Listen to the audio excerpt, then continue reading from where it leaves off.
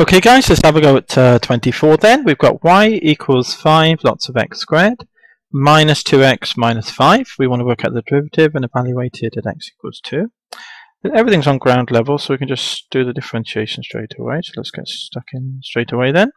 dy dx equals, the 2 comes down because it's a power, to be with the 5, to make 10, x to the 1 less than 2, which is 1, minus 2 lots of x, which goes to 1, minus the 5, which is a constant, which goes to 0.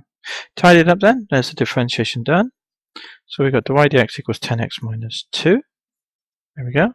At the input value then, x equals 2. What do we get? dy dx. Write the line above simply and easily. And wherever you see x's, put a little bracket around them and overwrite them with the input value. There we are. So it's 20 minus 2, which is 18. So dy dx then is 18. That's it. That's 24 done. Let's go on to the next one, yeah? Great.